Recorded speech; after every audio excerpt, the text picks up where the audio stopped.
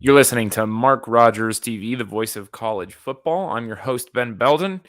Another episode of Talking Notre Dame football coming at you a couple days after Stanford. Lots have been discussed about the Stanford game. We're here to discuss it a little bit more. But first of all, if you're here on YouTube, you're watching, thank you. If you found us on YouTube, make sure you like, comment, subscribe, share.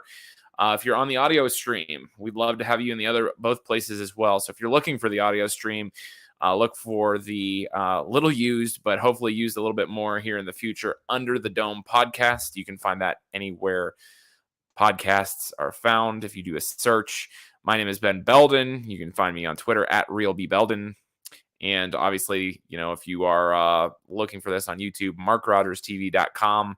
You will be able to scroll on over to the Notre Dame channel there. Make sure you subscribe to that Notre Dame channel because we do a lot of live events on that channel as well. So post-game lives, reaction shows that are live, all of that good stuff. Find that live content on YouTube. That's MarkRogersTV.com. Scroll on over until you find the Notre Dame channel at the Voice of College Football. Subscribe there, then you know when we go live, okay? Audio streams, anywhere you want me, you can... you can find those those audio streams there. Okay, I want to talk a little bit today about execution. I want to talk about, a lot of the things that Marcus Freeman has said in the time after this particular game has gone down. So, in case you've been under a rock, Notre Dame lost to Stanford 16-14 Saturday night in one of the more embarrassing losses, probably the second most embarrassing loss this season, which is sad to say. Let's just put it this way. Notre Dame football's on life support right now. Notre Dame football's real bad. It's got some real issues. And they're not necessarily talent issues. I think there's a lot of great athleticism and athletic talent on this Notre Dame football team. But, man, is it a cluster right now on the football field. And everybody is looking for who to blame. Who gets that? Is it the coaches for not coaching good enough? Is it the players for not playing good enough? To what extent is there a blend of what's going on here? I'm here to try to kind of pick apart some of those things and kind of lend my opinion. So today's Monday as I record this. Obviously, I've had a lot of opportunity to digest not only just the game, but some other opinions about the game. As I've, gone to and from work today, listening to Notre Dame podcasts and reading on Twitter what everyone has to say about this particular game. I have to tip my cap to a lot of other Notre Dame podcasters that have talked about this already. I'm not really just talking about one other Notre Dame podcast or anything. I'm kind of conglomerating a lot of things here. But if you listen to Marcus Freeman talk after this particular Notre Dame game, seems to be that the name of the game, the word of the day, the phrase that's going on is that we have to execute better. If you listen to his post-game conference, he said execution numerous amounts of times. And as I wonder and I think about what does that mean, I start to think about who really is to blame for a lack of execution when it comes to this Notre Dame football team. Obviously, there are a lot of schools of thought, and then there's kind of a middle ground. I'm the type of guy that I think, if there's one extreme on the left and one extreme on the right, the truth is somewhere in the middle. And there you go. Okay, so obviously there are some people that make the argument, and, there's quite a few good arguments here to be had, that execution is simply the players. It falls on the players to do better, play better, play harder, play with more energy, focus, be intense, all of those things. And so there's an argument to be made that execution is falling on the players. Others obviously think the opposite, okay? Some might argue that a lack of execution simply falls to the coaches to call the right plays, put the right players in the right positions at the right times, in the best positions to succeed.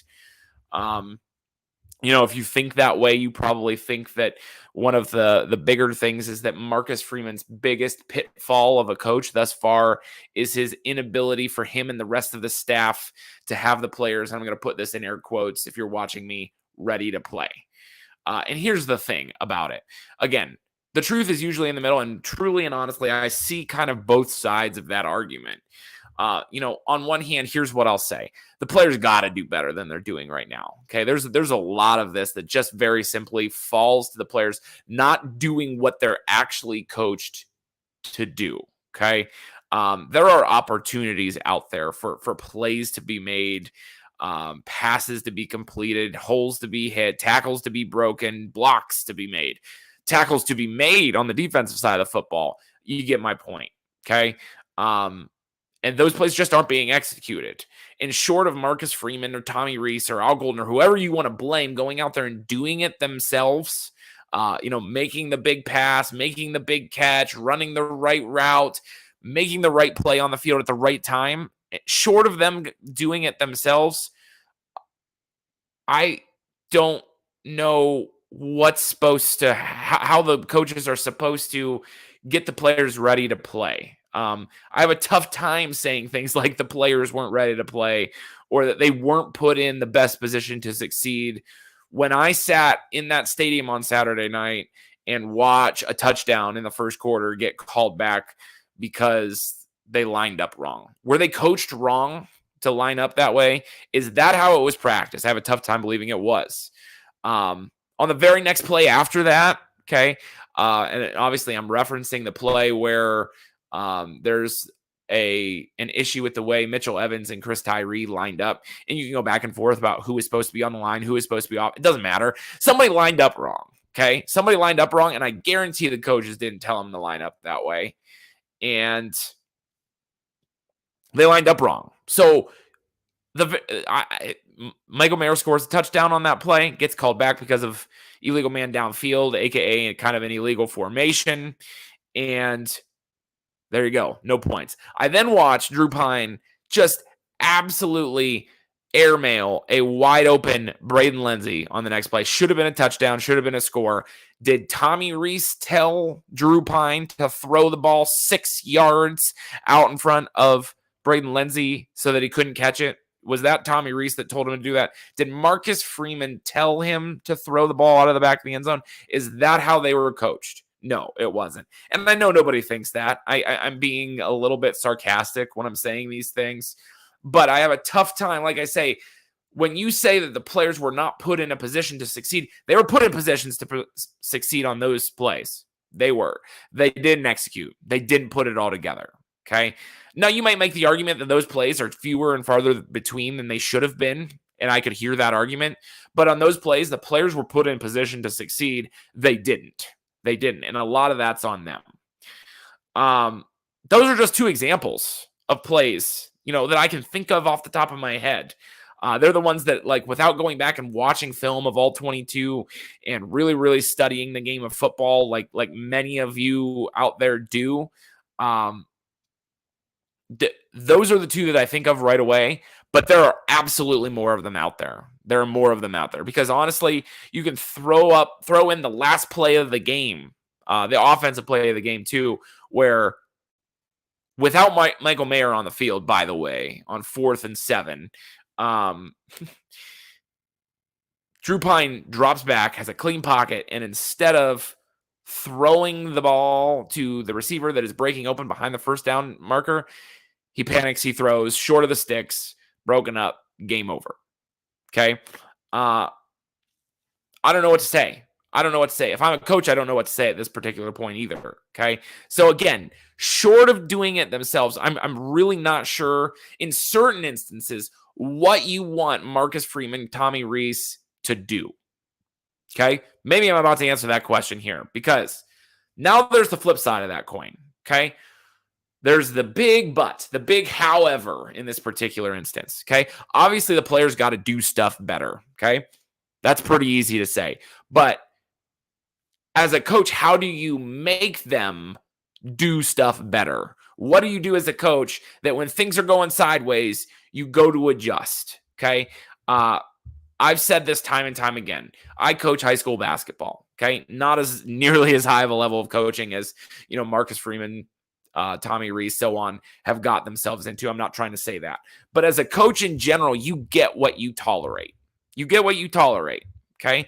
And if you're allowing execution errors, execution issues to go by the wayside without doing all of these things, calling them out, bringing attention to them, correcting them. And then if it's not corrected after one or two attempts, doing a different method of punishment afterwards when appropriate, then that's coaching failure. Okay.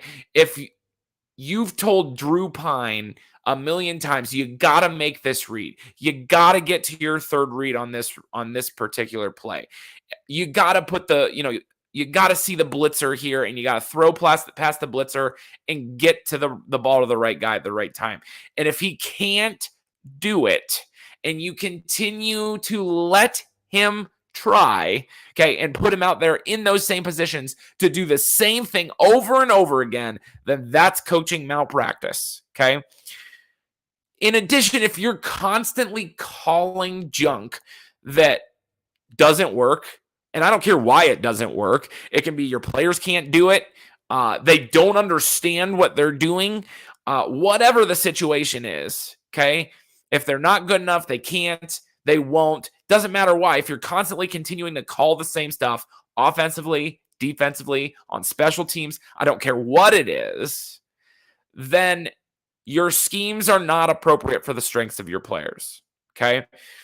And obviously this part is more difficult to see because we don't know what we don't know as fans. We don't see practice. We don't see film breakdown.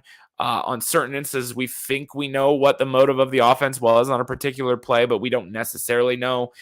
I get all that. At the same time, it's easy enough to at least see this a little bit that clearly something ain't clicking here. And, for instance, again, I was at the game Saturday night, okay? I'm not a football X's and O's guru. I'm not a boy genius, if you will. I saw Tobias Merriweather had one-on-one coverage all game long, all first half long. Why did it take till the last play of the third quarter, which ended up being a drop snap by Drew Pine, or a bad snap, depending on how you want to look at it. I don't care whose fault it was. Still was a mistake on somebody's part. But I saw Tobias Merriweather going deep on that play along with Braden Lindsey. And then finally at the beginning of the fourth quarter, they put it all together, put Tobias Merriweather in the slot, let him hit the post pattern, touchdown, thank you, never threw it to him again. Okay? Had it the whole first half, did it once at the first play of the fourth quarter, never again. One catch, one. Okay? One-on-one all night. Okay? It's backyard football. I get the ball, one-on-one, make a guy miss, throw it to him, first down, touchdown, whatever. It ain't that hard, okay? It ain't that hard. And so, oh man, I don't know. Again, I see the point that people make that the coaches have to put the players in the best position to succeed. But I also think that when you're put in that position, the players got to actually succeed once in a while, or somebody like me sitting behind this camera right now is going to lose their flipping mind. Okay. So this, in my opinion, is just an absolute two-way street here. The thing that I guess that I'm happy about, and man, did I have to dig deep to say that I was happy about this one, is that it seems if Marcus Freeman understands that it's a two-way street and he doesn't want to start pointing fingers, because that's just going to alienate people. I like the overall togetherness of this Notre Dame team at this point. And I think that's a testament to the good things that Marcus Freeman has done and the good that he brings to the table as the Notre Dame football coach. And so I'm hopeful, not positive, but hopeful. I have faith that accountability will come and that this gets changed. Okay. Here's my final thought. All right. The accountability needs to either be more extreme than what we've seen out of Marcus Freeman so far, or needs sped up, or however you want to put it. Okay. That's Marcus Freeman's challenge. It's his biggest challenge as the Notre Dame football coach so far. You can't wait around forever to get things fixed. You just can't. Because part of that change that Freeman is hoping to bring is in recruiting. Okay. It has ancillary effects. Obviously, what happens on Saturday is huge. Okay. for just the wins and losses. But it's even bigger than that when you take into the fact that recruits are there. You want to create an atmosphere of winning, a culture, all of that the recruits buy into. If you have no winning, you have no culture, and you won't get the recruits. Okay. No 4-8 team ever went and brought in a number one recruiting class the next year. Okay. You recruit by winning and you win by recruiting, and it's a cyclical thing. And you can't have a gap in the circle. You can't have a gap in the circle. So, I don't know what the answer is or where Notre Dame goes from here, but the accountability thing is something that as we go forward, we watch Notre Dame play on Peacock against UNLV. Why not get Steve Angeli a shot? Because Drew Pine ain't doing it. Okay. I haven't delved deep into Drew Pine. Drew Pine ain't it, guys. Okay. Drew Pine ain't it. And whenever I said, even during a game against BYU, even during a game against UConn, and I'm saying, you know what, Drew Pine's having himself a pretty decent game, but he's not a long-term solution. You guys all said that I was crazy. Drew Pine ain't it. Okay. We know what Drew Pine is. When he gets hot, he gets hot. He looks pretty good. But when the going gets tough, he's not a guy that you can rely on to be a game-changing quarterback, to make the right reads, to stand in the pocket, to take a shot, to deliver the ball and make all the throws. He's just not. He's just not. And so, if he's not, and he's not, and the season is at 3-3 already, and you're playing really just now to try to get to a bowl and have some good positive momentum going into 2023, play Steve Angeli. Why not? Why not? Okay. So I don't know. I'm at a real difficult spot here. Thinking that, there should be a little bit of patience for Marcus Freeman, but at the same time, even though you're being patient for it to look as good as it possibly could, doesn't mean it has to look terrible in the meantime. Okay. Working out the kinks. No kink should be bad enough to lose to Marshall and Stanford. Okay. You've listened to Mark Rogers TV. This is the voice of college football. Welcome to our Under the Dome listeners. Like I said, if you're looking for the audio, Under the Dome podcast, search that up. I know a lot of you are subscribers there. If you're looking for the video, the live streams that we do, make sure you go to MarkRogersTV.com, subscribe to the YouTube channel for Notre Dame football at the voice of college football. Hit us up in both of those places. I like the interaction. Makes this a little bit fun. Maybe we'll have some good Notre Dame football to talk about. I'm not holding my breath. Until next time, go Irish.